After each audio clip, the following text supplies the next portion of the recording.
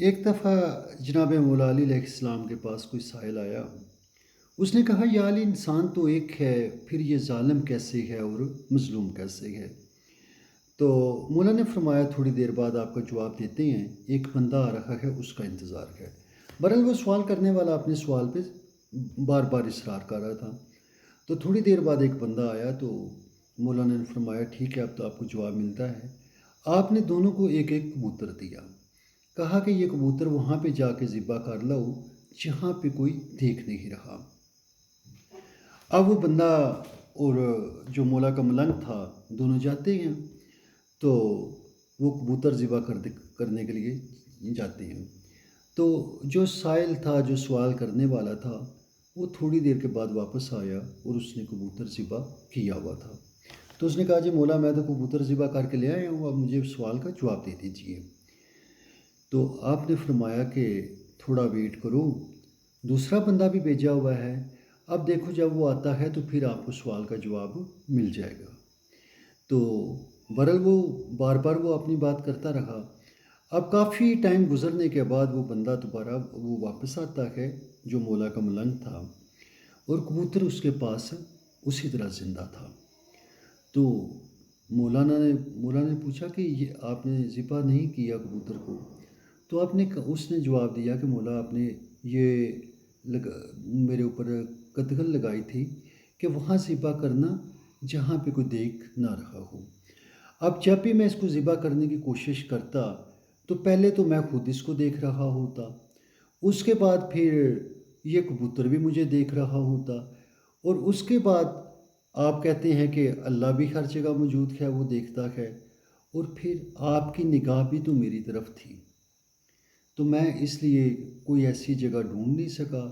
تو وہ جو دوسرا تھا اس نے کہا عجیب آدمی ہو تمہیں جگہ ہی نہیں ملی ہے، میں تو ادھر گیا ہوں، پیچھے وہ جھاڑیاں تھیں، جھاڑیوں کے پیچھے جا کے میں نے ذبح کیا ہے۔ تو وہ ذبح کر کے وہ لے آیا تھا۔ تو مولا نے فرمایا دیکھو، وہ بندہ جو سوچ اور فکر سے کام لے وہ مظلوم کا ساتھ دیتا ہے، اور تیری طرح کے لوگ جو فکر اور شعور سے کام نہ لیں وہ ظالم کا ساتھ دیتے ہیں۔ نو یو کین امیجن، دنیا میں ایک وہ مظلوم لوگ ہیں، دوسرے ظالم لوگ ہیں۔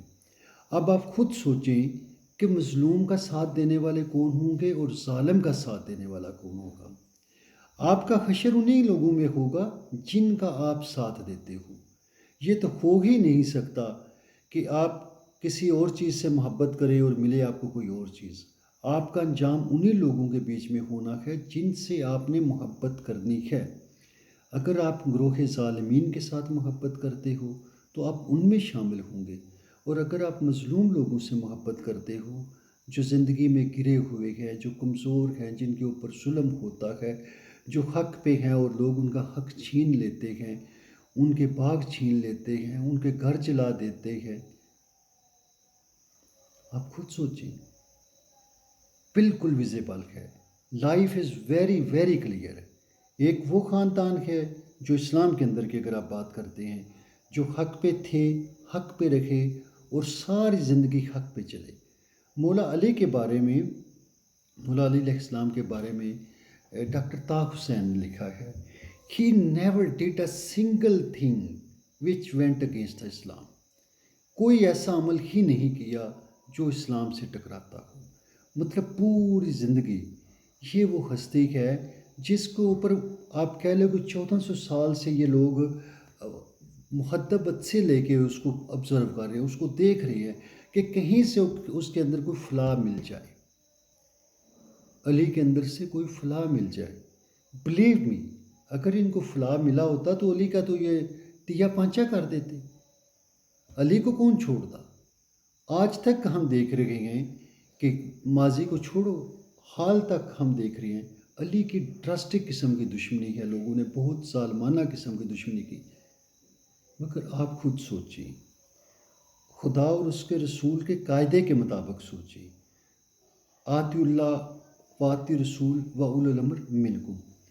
آپ دیکھیں، اللہ اس کے رسول کی اطاعت کرو اور صاحب امر کی اطاعت کرو۔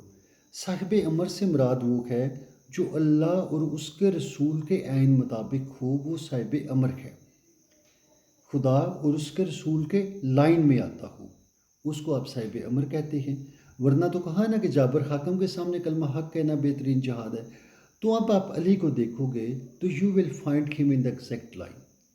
یہ وہ ہستی ہے جس کے اوپر کسی قسم کا ظلم کرنا، چیٹنگ کرنا، فراڈ کرنا، بے ایمانی کرنا، لوگوں کو رشوت دینا، لوگوں کو رشوت دے کر اپنی فوج میں شامل کرنا، لوگوں کو رشوت دے کے لوگوں کے اوپر حملے کروانا، لوگوں کو لوٹ مار کے لیے دستے پرووائڈ کرنا تاکہ وہ جا کے لاکھوں کو لوٹیں اور لوٹ کے مال جو ہے وہ علی کو بدنام کریں۔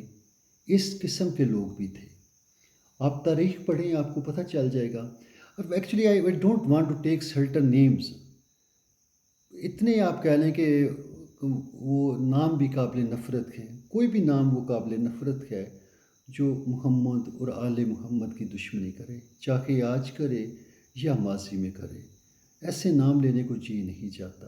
مگر آپ تاریخ کو خود دیکھیں اور وہ دیکھیں جو اللہ نے آپ کو کہا ہے، اللہ نے جن کی محبت آپ کے اوپر واجب کی ہے۔